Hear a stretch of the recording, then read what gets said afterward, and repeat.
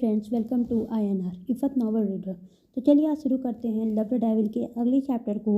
Chapter 48। सक्षम काफ़ी गुस्से में कार में बैठा था। मानसी भी उसके ही बगल में बैठी हुई थी। सक्षम ने एक बार भी मानसी की तरफ नहीं देखा। मानसी उसका गुस्सा अच्छे से जानती थी। उसे बखूबी उसका गुस्सा उसके चेहरे पर दिखाई दे रहा था। बेशक उसके चेहरे पर किसी भी तरह के एक्सप्रेशन नहीं थे, लेकिन उसकी आंखें लाल आग उगल रही थी। आज तुम अपने साथ अपने बॉडीगार्ड लेकर नहीं आए और तुम्हारा ड्राइवर भी नहीं है। तुम खुद ही कार क्यों चला रहे हो? मानसी ने पूछा, लेकिन सक्षम ने उसके बात को सुनकर भी अनसुना कर दिया और उसकी बात का कोई जवाब नहीं दिया। दरअसल बात यह थी कि सक्षम मानसी के साथ कुछ समय बिताना चाहता था, इसलिए वो किसी को अपने साथ नहीं लाया। लेकिन यहाँ आकर उसका दिमाग उल्टा ही खराब हो गया। खड़ूस हमेशा मेरे ऊपर ही गुस्सा होता है। आखिर मैंने क्या किया जो इसका बंदर के जैसा मुंह फुला हुआ है? मानसी ने सक्षम की तरफ देखते हुए मुंह बनाकर कहा। जैसे ही वो दोनों घर पहुंचे, सक्षम तुरंत कार से उतर गया और अपने रूम में चला गया। मानसी उसके पीछे गई तो सक्षम ने उसके मुंह पर दरवाज़ा बंद कर दिया। मानसी बस बाहर खड़ी होकर बंद हुए दरवाजे को देखती रही। तभी वहाँ पर रिया आ गई। क्या हुआ? तुमने फिर सक्षम को नाराज़ कर दिया? आखिर तुम उसे हमेशा गुस्सा क्यों दिलाती रहती हो? मुझे ऐसा लगता है कि तुम्हारा दोनों का कोई मैच नहीं है। तुम्हारे लिए यही सही होगा कि तुम सक्षम को छोड़ दो। मानसी का मूड वैसे भी बहुत ज़्यादा ख़राब था और रिया की बातें सुनकर बताओ उसका मूड और भी ज़्यादा ख़राब हो गया। उसने अपना बाजू में बांधते हुए कहा, रिया, तुम मेरे और मेरे बॉयफ्रेंड के बीच के मामले में ना ही पड़ो तो तुम्हारे लिए अच्छा होगा। और वैसे भी मैं अपने रिलेशनशिप में किसी तीसरे का अपना आना बर्दाश्त भी नहीं कर सकती। और मुझे लगता है कि सक्षम को भी ये बिल्कुल अच्छा नहीं लगेगा कि कोई हमारे दोनों के मामले में आ रहा है। ये हमारा पर्सनल मैटर है और हम दोनों इसे सॉल्व कर लेंगे। तुम अपनी टांग इसमें ना ही घुसाओ तो अच्छा होगा। मानसी की इतनी कड़वी बातें सुनकर रिया को काफ़ी गुस्सा आ रहा था, लेकिन उसने अपना गुस्सा अपने अंदर ही दबा लिया। उसका मन हो रहा था कि वो मानसी को वहीं पर जान से मार दे। रिया उसे बहुत कुछ सुनाना चाहती थी, लेकिन मानसी तुरंत वहाँ से निकल गई। वो बिल्कुल भी रिया का मुंह नहीं देखना चाहती थी, लेकिन रिया इतना आसानी से उसका पीछा कहाँ छोड़ने वाली थी।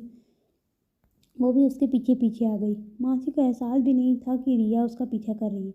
मानसी सीढ़ियों से नीचे उतरने लगी तो रिया ने मौका देखकर उसे पीछे से धक्का दे दिया। मानसी बस एक बार जोर से चिल्लाई और उसके बाद वो सीढ़ियों से लुढ़कने लगी।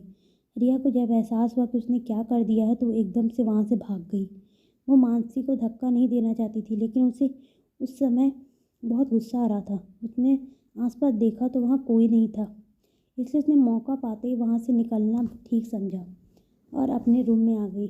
जोर जोर से सांस लेते हुए उसने अपने रूम का दरवाज़ा तुरंत बंद कर दिया। मानसी इतनी जोर से चिल्लाई थी कि जब सक्षम को उसकी आवाज़ सुनाई दी तो वो जल्दी से बाहर आ गया। मानसी, मानसी! सक्षम जोर जोर से मानसी का आवाज़ नाम पुकारने लगा। देवी को भी मानसी की आवाज़ सुनाई दी थी। वो जल्दी से बाहर आई तो मानसी सीढ़ियों के नीचे ज़मीन पर बेहोश पड़ी थी। मानसी बिटिया, मानसी बिटिया, क्या हुआ तुम्हें? वो जल्दी से मानसी के पास गई। सक्षम बाबा, ज़रा देखो ज़रा इसको, क्या हो गया मेरी बच्ची को? देवकी की बात सुनकर सक्षम तुरंत सीढ़ियों से नीचे आ गया। जब उसने मानसी की ऐसी हालत को देखा तो उसका दिल बैठ गया। मानसी के सर में चोट आई हुई थी और उसके सिर से खून निकल रहा था। मानसी, क्या हुआ तुम्हें? आंखें खोलो, सक्षम ने मानसी का चेहरा से छूते हुए कहा। उसने तुरंत उसे अपने बाहों में उठा लिया और जोर से चिल्लाते हुए कहा, जल्दी डॉक्टर को बुलाओ। उसकी आवाज़ सुनकर जल्दी से उसके आदमी वहाँ आ गए और उन्होंने जल्दी से डॉक्टर को बुलाने के लिए किसी को भेज दिया। सक्षम मानसी को अपने रूम में ले गया। कुछ देर बाद अच्छी तरह से देखने के बाद डॉक्टर ने सक्षम की तरह देखकर कहा, वैसे तो सब ठीक है, लेकिन इनके सर में थोड़ी चोट आई है। वैसे मैंने इन्हें इंजेक्शन लगा दिया है और ये कुछ दवाइयाँ हैं जिन्हें इन्हें टाइम टू टाइम देनी होगी, और ये दवाई वो है जो आपको इनके जख्मों पर लगानी होगी। इन दवाइयों के सेवन से ये कुछ ही दिनों में ठीक हो जाएंगी, क्योंकि इन्हें ज़्यादा गहरी चोट नहीं आई है।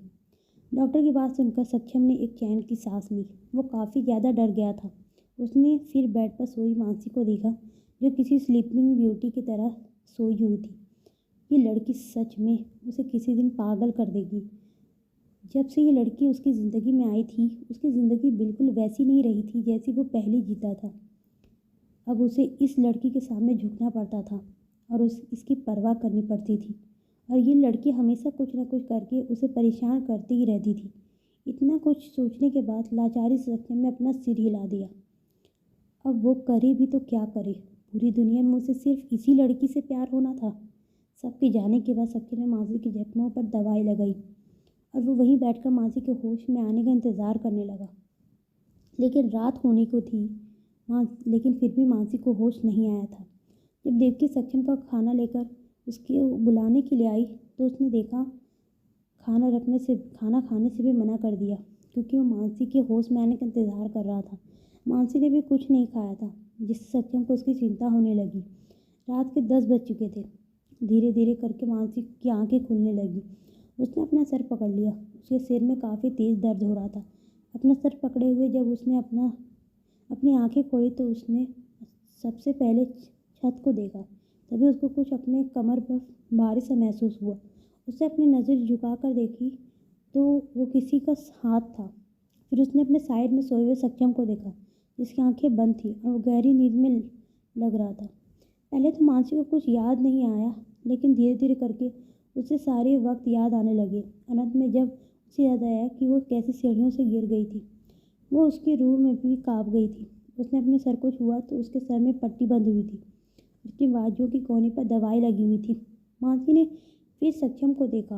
वो सोते हुए काफ़ी प्यारा लग रहा था। कोई उसको सोते हुए ऐसे देख ले तो ये नहीं कह सकता था कि वो अपनी असल ज़िंदगी में इतना खतरनाक और भयानक होगा। मानसी ने अपना एक हाथ आगे किया और सक्षम के गाल पर रख दिया।